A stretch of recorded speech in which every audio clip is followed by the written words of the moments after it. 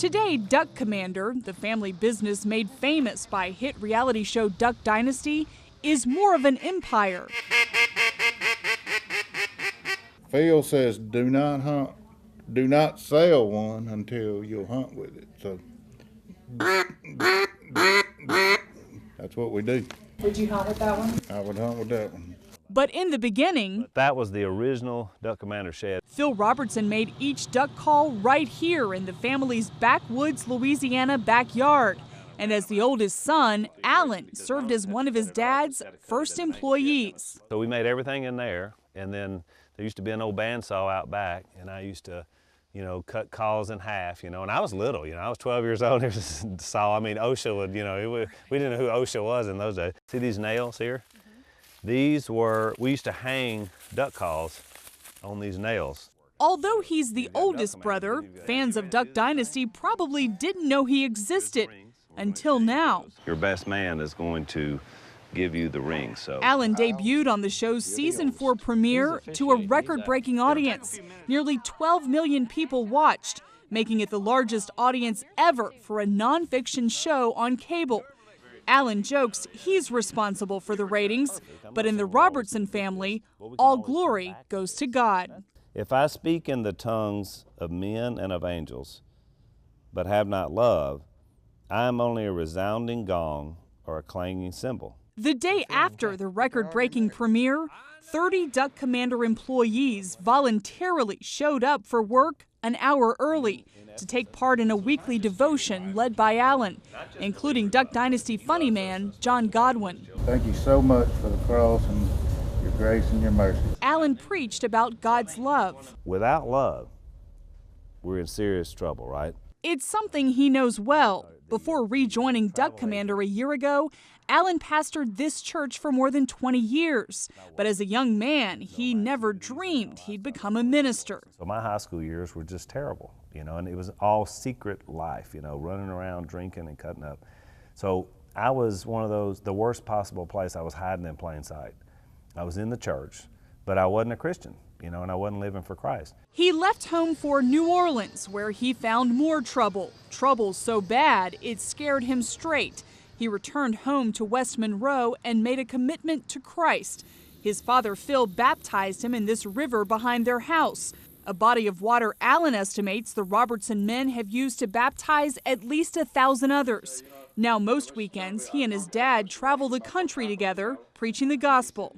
I call us, the feather and the sledgehammer. I come in and kind of get people laughing. I get their tickle bone, because I'm kind of a humor guy.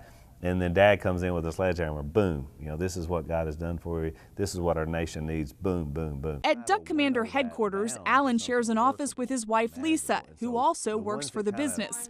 The couple's daughters and their husbands do too. Each day, hundreds of requests come in for a family member to speak or appear at an event. We're on the telephone. We're working schedules. They also greet fans. Y'all ready? 1, 2, 3. This couple drove in from California. And now that Alan and Lisa will be appearing on Duck Dynasty, they can expect a lot more attention. They know what they're getting into because they've seen it with the brothers. But I think they are still going to be shocked whenever, everywhere they go, people know who they are. Alan's just a natural fit anyway. He's such a people person, keep us grounded and keep everybody else grounded. I really feel like God has prepared us for such a moment as this. And when America needs some family to say, hey, we can make mistakes, we can come from nothing, we can have all these things now, but ultimately none of it matters except that we're saved. We're going to be in heaven forever with Christ. And Kay always says too that she said that whenever she prays, she says if the money or the fame or anything ever takes us away from Christ, then take it all away and leave us with nothing. Because when we're at nothing, we've got everything with Christ. Alan's brothers have made unruly facial hair fashionable. One writer said that you were an overplucked duck. Yeah. I get all kind of analogies. Yeah. So I guess will we see a beard on Alan, or is this the PR face of Duck Commander? Yeah, well, that's what I figure. I figure you need to know what they look like underneath. So a lot of times I'll go out in a crowd and I'll say, what about if I did this? And they're like, oh, that's more like it, you know, because they get that vision up, they can tell I belong, you know, to the family. I don't want to get stuck with that look. You know, are you kidding me? And I like it better like this. Yeah. You know, when there's things crawling out of your beard, or, you know, whenever you've got food left from lunch or dinner, I don't know, that just kind of grosses me out. But don't be fooled by Alan's smooth face. He loves the outdoors as much as his rugged-looking brothers. Deep in the Robertsons' 1,000 acres of hunting land, he couldn't wait to show us one of the family's nearly 80 duck blinds. We saw more of the world's problems in a duck blind than any other place. Unlike the solitude of deer hunting, Alan likes hunting ducks because he gets to cut up while catching his dinner. And it's like all this adrenaline surge, and everybody's up and pow, pow, pow, boom, boom, boom, boom, boom. Then we see what we got, you know, and then Si starts claiming everybody's ducks. Both Alan and Lisa took a leap of faith leaving their church, but they see their new role with the popular family business and reality show as a new worldwide ministry. To have a great church is good, but you know, there is people out there that's not ever going to darken the doors that we have here.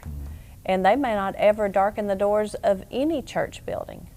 And so if we can give them a little taste of Christianity, a little taste of God, but in a fun way, to tell them that just because you are a Christian does not mean that you can't have loads of fun and laugh all the time. Enjoy life. And enjoy, just enjoy what God's given you. Because, you know, we're all fairly young. If God gives us a lot more years on the earth, who knows, you know, where we're going to go from there in terms of what we're able to do. Jennifer Wishon, CBN News, West Monroe, Louisiana.